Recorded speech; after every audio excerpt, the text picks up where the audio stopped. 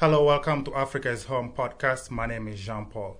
Today, we're going to talk to you about a country that has been involved in Africa for decades. See, Africa is a continent of 54 sovereign states, a continent of 1.3 billion people, a continent that is blessed with all kinds of natural resources. All global superpower countries has its influence in Africa.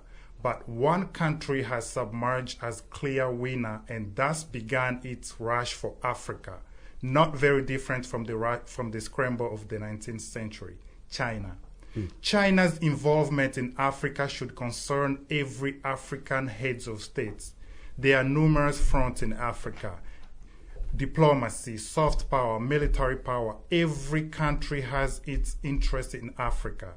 The question then is China trying to debt trap Africa? Now joining me to discuss about this issue is the co-founder of Africa is Home, Platini Omela, and our honorable guest, Dr. Antonio, joining us directly from Mongolia, and our other honorable guest, Sage, joining us from Maine. Gentlemen, thank you so much. Thank you so much joining for coming on Africa is Home podcast today.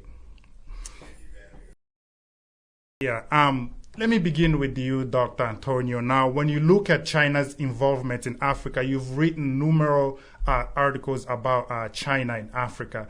Do you think China is trying to debt trap Africa? I think definitely. There's almost no doubt in my mind. I understand that Africa needs investment and needs infrastructure. And I've heard you guys say that on your previous show. And I liked what you were saying. And it's absolutely the case, right? The flip side is then you don't want to wind up in the debt trap. You don't want to give up your sovereignty. And that's the issue with China. Right. Now, Mr. Sage, now, when you look at the economic situation right now, as we were having conversation early, the Ukraine and Russian war that, is affecting U.S. economy, do you think perhaps Africa could come in a rescue for the economy if United States cooperated with Africa? Yeah, it's definitely something that they should have thought of, right? I mean, in regards to logistical aspect of things, kind of focusing everything on one, putting all your eggs in one basket, bad idea, right? We're kind of seeing that now. So in regards to looking at other ways to get some of our resources and get some of those things that we need, I believe that this is kind of the route we should have went, was to kind of follow that path into places like Africa, because I mean, that's, in my opinion, that's why China's doing it, right? So you kind of want to get your eggs into that basket also. Right. Platini, did you want to weigh into what the guest has? Yeah, I would first of all like to start with Mr. Sage.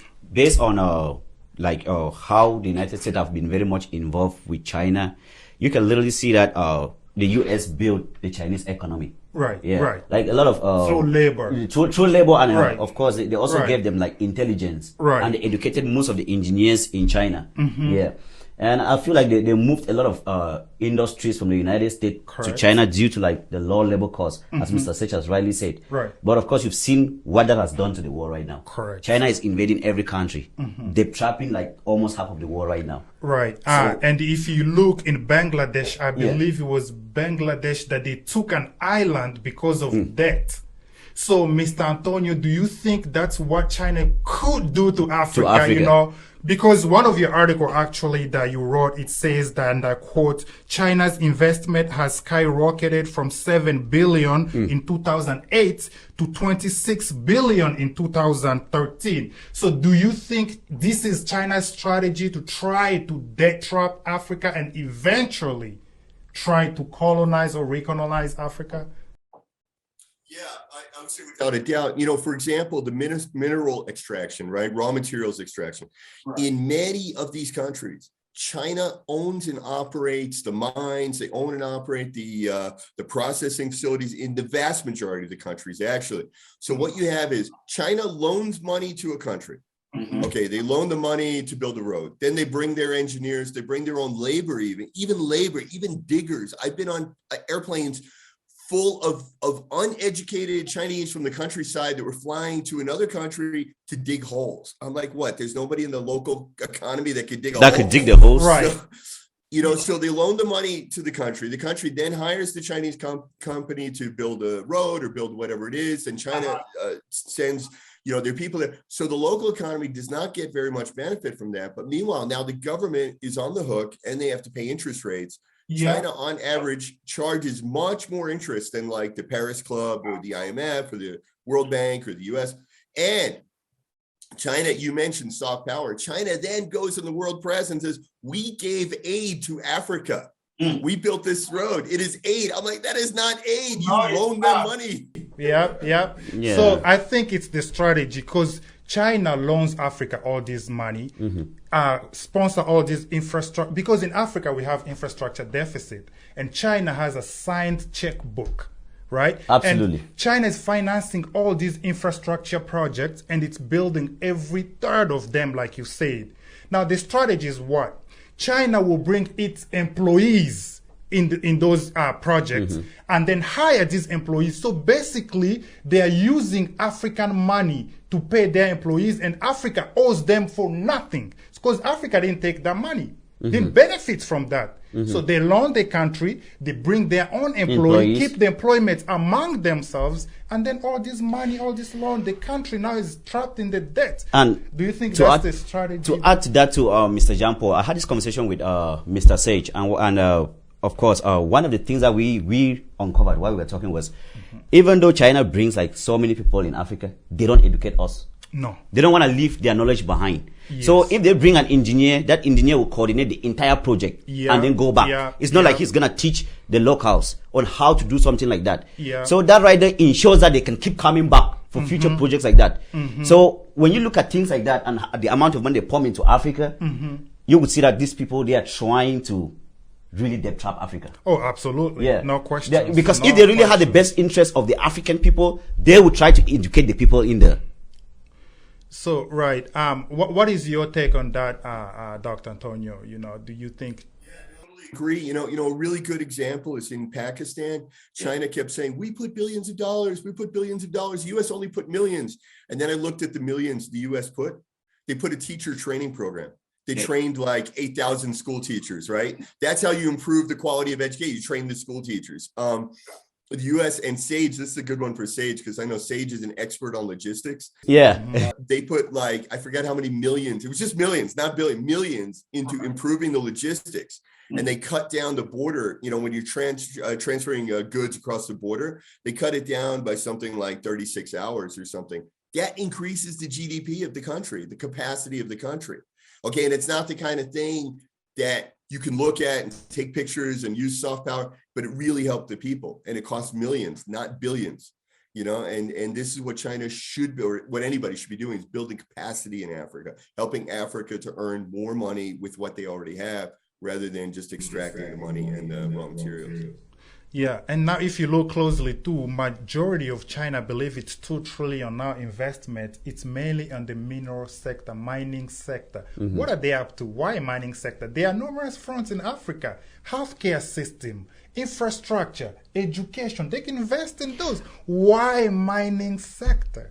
Let me weigh in a little bit on that. I feel like the reason they're focusing so much on mining is because what they do is they get the raw materials, then they just get out of the place. They don't want to invest in things like the medical sector in Africa, because most African governments are politically very unstable.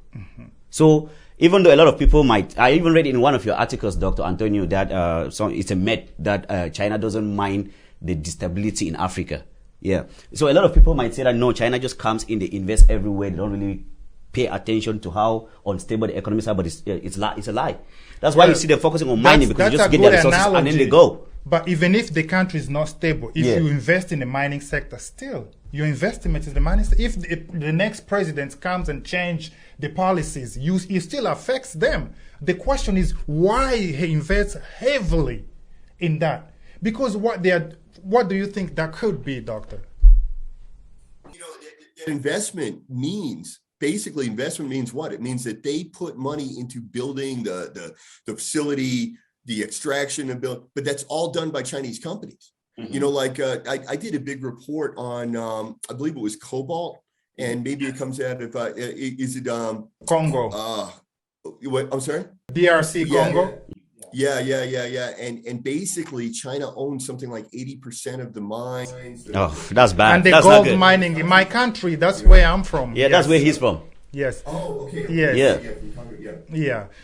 Sage, now let's talk oil, right? Now the Ukrainian-Russian war is affecting us. We're feeling it at the gas pump. Yep. Africa now has oil reserve, Nigeria, Egypt, Libya, to mention a few, Sage. Do you think now if United States had cooperated with Africa, Africa would have taken that market to sustain US with oil? Well, a couple things here. What I did want to say too, real quick, was I just want to go back in regards to like when I bought my house, the bank didn't give me aid; they gave me a loan. So I would have loved the bank to give me aid. That's a good example. I thought that was great. So no, and in regards to like the oil and stuff, countries like Russia even came into Nigeria and made oil deals with them, right? Absolutely. Right. And because they realized the importance of that. Now, we have means to be able to get oil here and things like that and move that oil. But the biggest thing is that transporting it by sea, right, and getting it over here compared to drilling it forward here, a lot of the stuff that we actually could be doing in that Africa aspect is like you were talking about was building just inner logistics of through the country, right? Like being able to supply, give you guys, okay, here's how we're going to build like roads and facilities and trains and things to be able to transport those goods to like the ports and stuff like that and high speed type stuff like that, which we're not even doing here.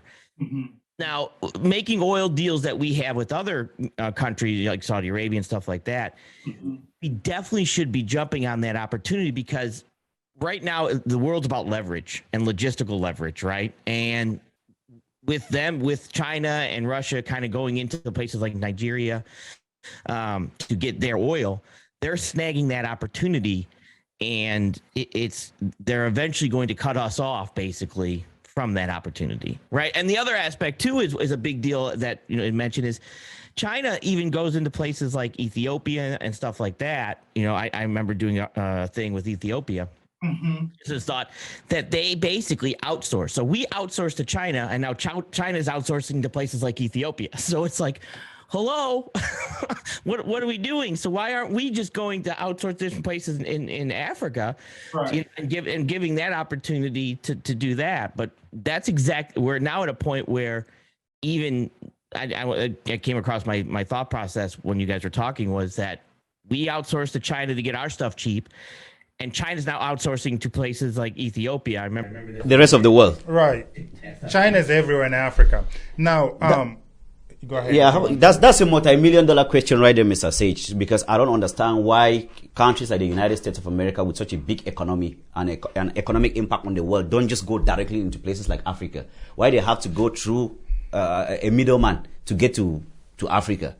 Like, yeah, I mean that's a good analogy. Yeah. Here's what it could be, right? Mm-hmm. So to the United States, Africa was just a counter-terrorism place where they could fight terrorism. NATO, Libya, mm-hmm. in Burkina Faso. That was what United States was in Africa in the first place, right? Mm-hmm. And China is so-called Africa's trading partner, right? Mm-hmm. Now, since these two superpowers are fighting over who's gonna be the superpower, mm-hmm. they're using Africa as economic battleground. He who wins Africa gets the power. Do you think that could be the case? Well, certainly whoever gets Africa is going to have access to a lot of raw materials. And, like the report that I did on the cobalt and nickel, cadmium, I mean, there's certain minerals that are extremely important for all the modern technology. They exist in everything, laptops and computer guidance systems and whatever, right? So whoever controls that definitely will eventually control all the power on the earth. And that is what China is doing. And, you know, even the oil fields, like people always say, oh, the US goes to war for oil. I'm like, really? How much oil did Nazi Germany? That's a good example. The country, we went to war for oil, and then people are, Iraq. I'm like, oh, really? No, there's a lot behind it. I have a follow-up question for for Dr. Antonio. All right, Doctor, a lot of Pan-Africanists, they would argue that Africa needs to stand alone without any support from the West or China or the United States of America. Do you think, as a political, as an economic analyst, that Africa right now can be able to stand on its feet alone? I don't think any nation can stand alone. And I'm kind of an anti-globalist. You know, I'm not part of this massive, you know, globalism's always good kind of mentality, but Africa needs to trade. And, you know, if you have raw materials, you need to trade them with people that are industrialized countries that are making finished products out of them, right? So, you know, I don't know that trade between, say, Nigeria and Gabon based on, you know, cadmium and nickel, I don't know that that's going to make you richer, you know, in that sense. I think the trade has to be mutual. Because I don't know if you've heard this, the Africa Intercontinental Free Trade Area is what the AU launched for Africa to trade among themselves. Brussels has negotiated. But that is supposed to go in active like in 2065, right?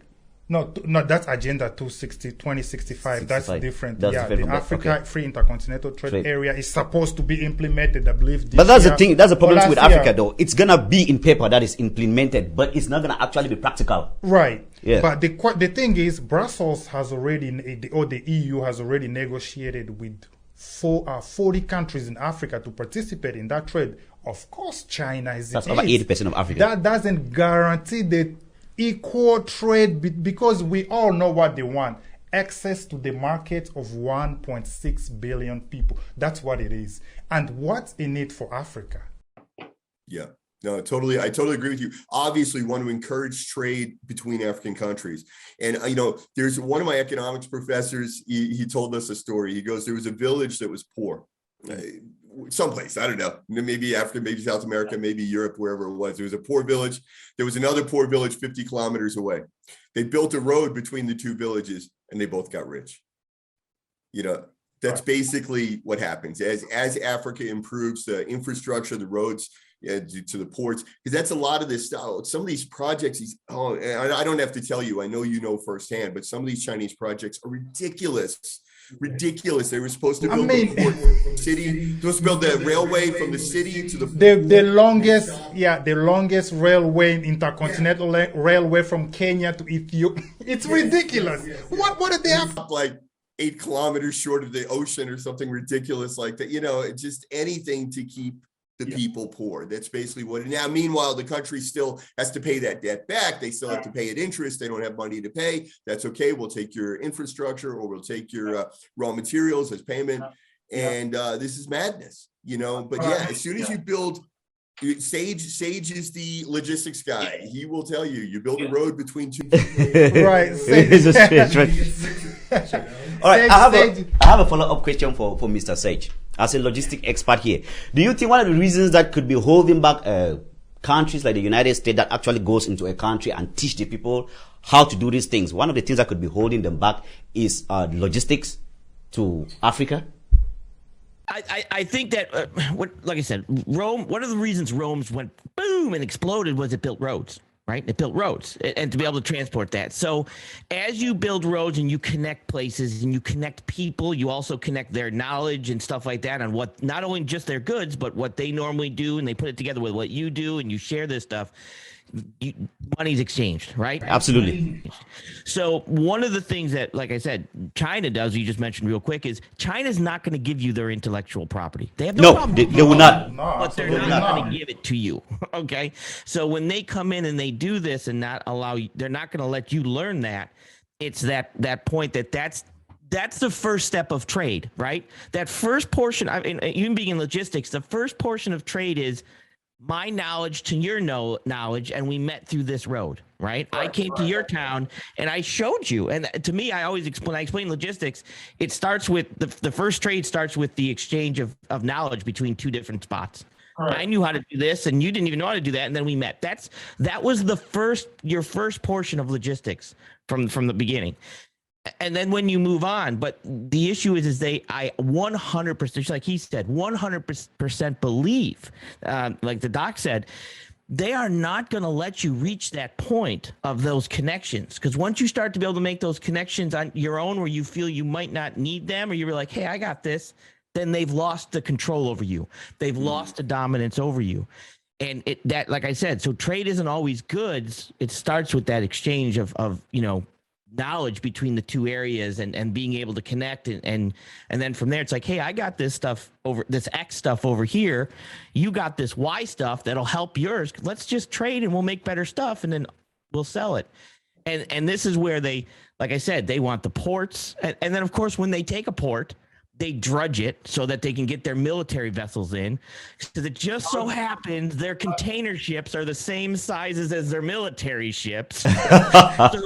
So they're like, hey, we got to make this bigger so our container vessels can get in. And then the next thing you know, they've got an aircraft carrier or a destroyer over there. And they're realizing the importance of it, but they don't want you to realize the importance of it as a country. Right, and that's why I was going to follow up a question with that, because if you look Africa at geographically, right, we have both Indian Ocean, Mediterranean Sea that connects us both to Europe and Asia. Right? Absolutely. Great geographic area for trade, right?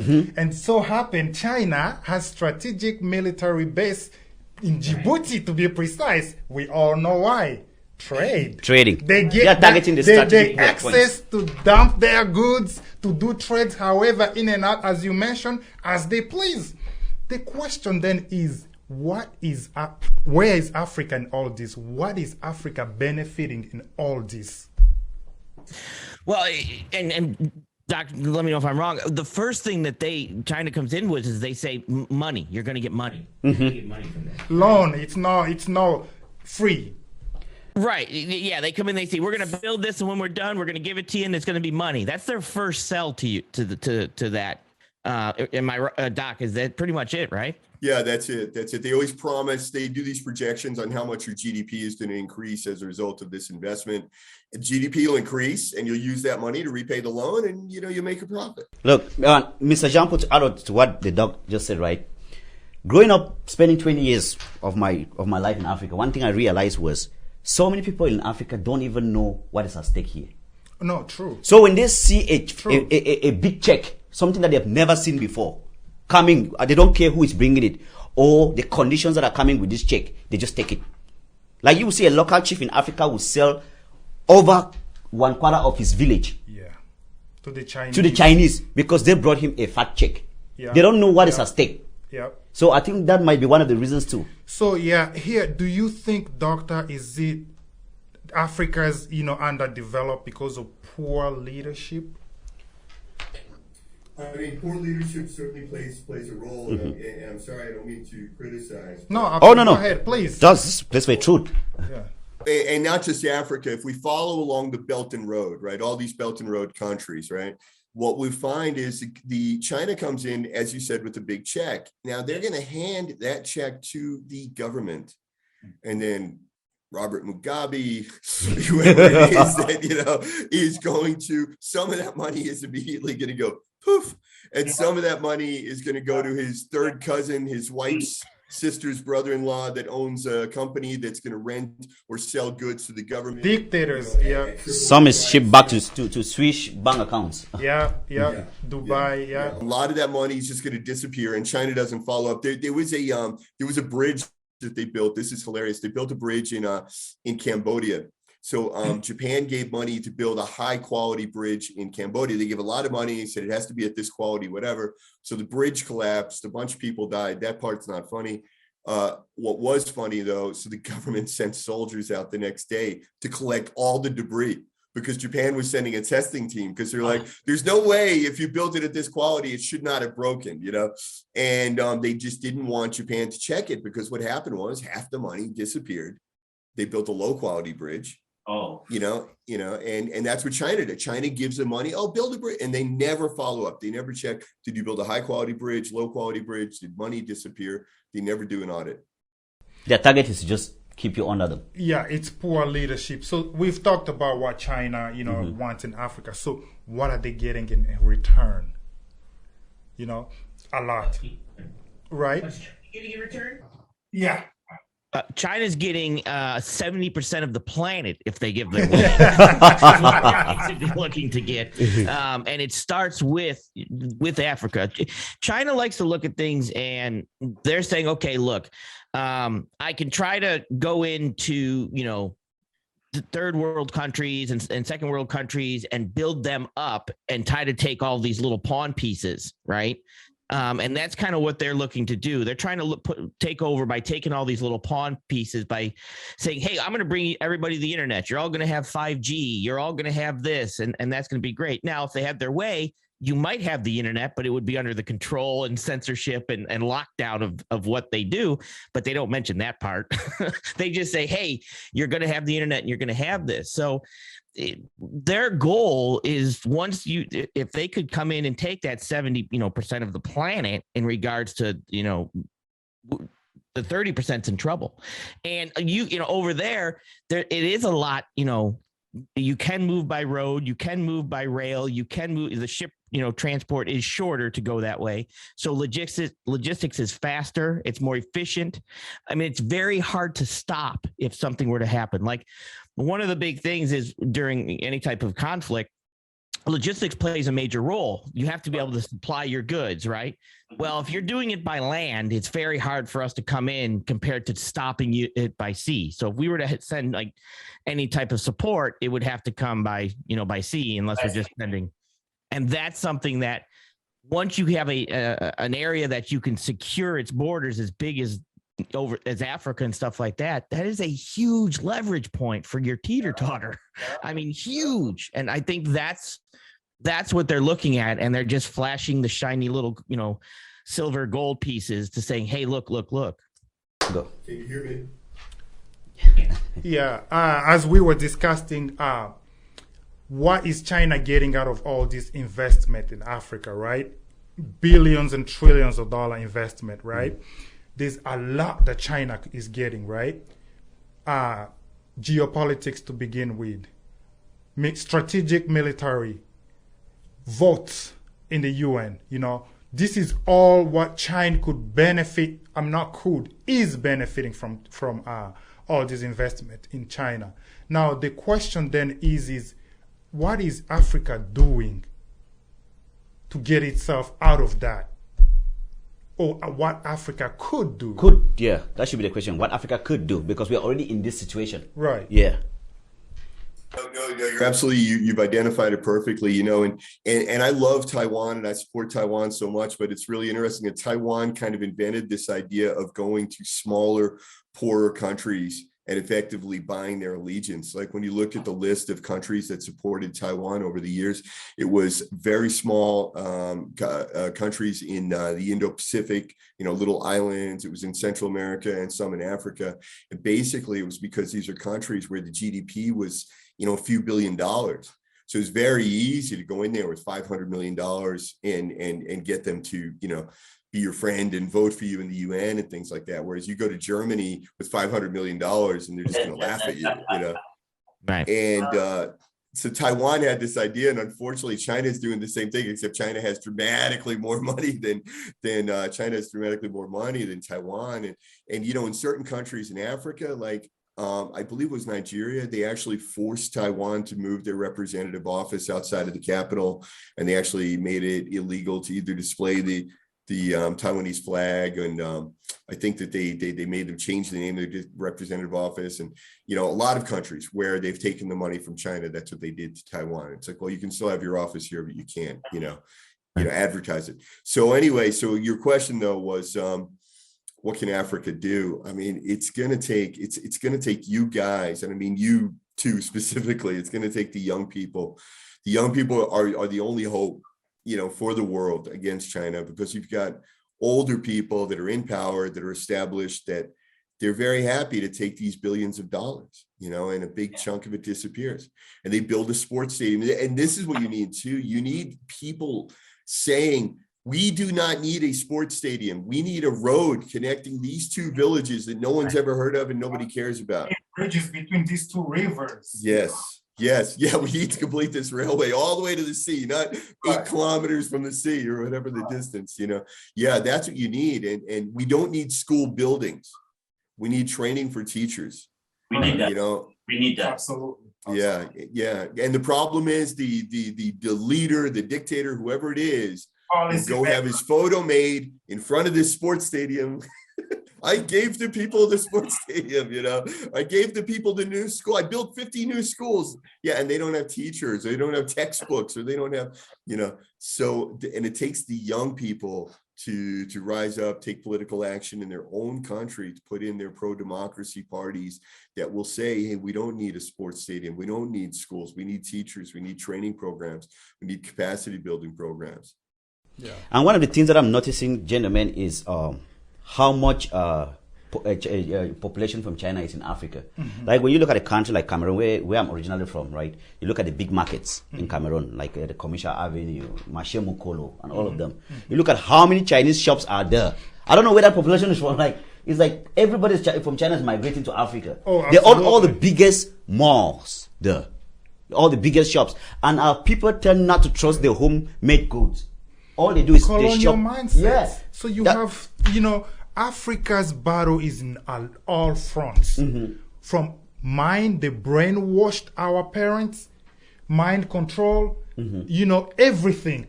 That's colonial mindset. We were taught that everything African is bad, everything European is good. Yeah. Look at even how they did religion. Mm-hmm. You worship the white Jesus. Our statues are evil. Mm-hmm. But go to London or Berlin, our statues are full in their museum that we pay to go see. If it's evil, what is it doing in their museum? So that's what I say. It's colonial based mindset. on that the fact that Africans generally consider African-made products bad. What will be your advice to African entrepreneurs to better win our own market over China? Yeah, I mean, that's what it's going to take entrepreneurs. It's going to take young people. It's going to take a concerted, the media, it's going to have to be a whole campaign. China did a whole campaign. You're going to have to do a whole campaign from the bottom up, starting with the university students, starting with the high school students already, encouraging entrepreneurship, and then promoting the idea that Africa is good and African innovation is good and Africa is capable of doing, because of course Africa is capable of doing these things. Africa suffers some of the biggest brain drain in the world because of the number of countries in Africa that speak English. As soon as you speak English, your brain drain, your brain drain potential, becomes tremendous, because anybody who speaks English and has a good degree, they're going to try and go to Europe and work, and your best people are going to leave. And so that needs to change, and those good people will stay if they have opportunities, and the only way you can make those opportunities is through entrepreneurship. And that's where trade between African countries can become important, because it's not feasible, it's not reasonable to think that a bunch of high school and college students, no matter how smart you are, you're probably not going to be able to build a factory that makes a better, laptop straight away. But what you might be able to do is some type of entrepreneurial, and then you're trading with the neighboring country and the neighboring country, and you start to get rich that way, and you slowly build up naturally the capacity. Now, one of the problems at the governmental level, aside from corruption, is what we call easy money, low-hanging fruit. Raw materials are easy money. Everybody, think about that. If I produce any other product, if I produce t-shirts, if I produce cups, if I produce whatever, there is no guarantee that every unit I produce will be sold. No, absolutely right? not. Correct. But every unit of raw material will be sold. Correct. So you have 100% slam dunk to make money by selling raw materials, which takes away any innovation. It takes away any entrepreneurship, because the government knows, well, we can sell raw materials. The more raw materials we sell, the more money we make. There's a ready market for it. And the problem with raw materials is that they are cheap and you never move up. Think about this. You sell steel. Japan sells cars, right? Who makes more money? You sell nickel, cadmium, whatever it is. And then Japan or Korea or the US or whoever sells laptops. Who makes more money, right? So we need to move up this value chain. And that comes from the entrepreneurs at the bottom, and then building capacity and building like community training centers and education centers for kids. And kids want to learn. All those kids in Africa, I don't care where you go, Africa, Pakistan, the kids are all on the internet. They've all got the smartphones. They're seeing the outside world. They all want to learn. I mean, there's some of the brightest young people. I mean, they're wonderful. And they just want to learn. Maybe we could build capacity centers. We could build after school training. We could build education. And it starts from there and naturally building up. So if I understand your point is African youth needs to learn the value of the minerals that we have. Instead of just selling coltan, they need to learn and understand that this coltan is what they use to make cell phones. This coltan is what they use to make the airplane engineers. So they need to learn and understand what our minerals can do, so then they can become creative, as you suggested, instead of selling raw materials. I think on that, make computer makes more money. Yeah. You know what on I that, mean? they know the theory. Let me emphasize on that. So in regards to logistics, it follows a path, like he was saying. Mm-hmm. You go raw material to manufacturing to distribution to retail to your hands, right? Yeah. So the important thing, and one of the things that I believe Africa has to do is the key part also after, entrepreneurs and investing is China will go to this country, learn, take whatever knowledge, education, and then go back. Okay. So, and because the key for Africa to start to become a player is they have to learn, they have to be educated. You have to educate. And just like he was saying, we can't just, we have to train teachers how to teach, how to be, make that, because that education level is where China is they understand the importance of that. They a lot of, where a lot of people, let's say in Africa, are getting smart and then leaving. Well, Chinese people are coming and they'll go to different countries and learn. That's a very important point. Thank you for making that point, Mr. Sage. That's a very important point. The smartest Africans travel out. They don't stay home. So while Africans are leaving, the Chinese are going back in to take over. That's the problem. We have brain drain. So that is something that you have to be able to say, look, we want you to learn and then you have to give some type of incentive for them to come back and then use what the knowledge that, China, they're forced, let's just say, but some type of incentive other than, keeping families or whatever they allegedly might do.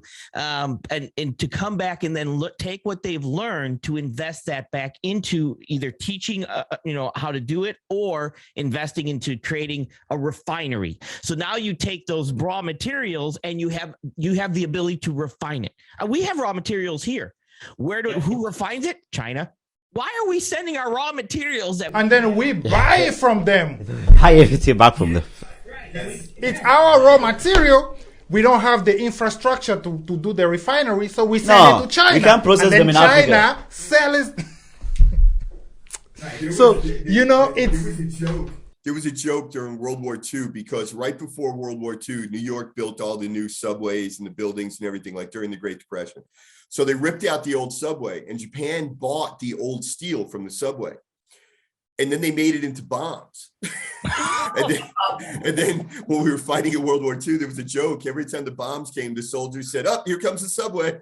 I didn't know that. Wow, that's interesting. Oh, sorry about that. That's funny. But that's the importance. I think the incentive to basically say, look, it's extremely important to gain knowledge, right? To learn it. What's the future? The future is going to be tech. It's going to be 100% tech, right? Absolutely. So it's having them, either having teachers learn or sending, having people go to over here to learn and go back.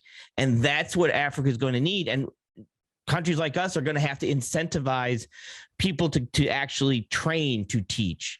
So that in the end, like I said, fine, let's do this, but then we get a free deal or we get this type of stuff. We have to be able to teach you how to fish, not give you a fish.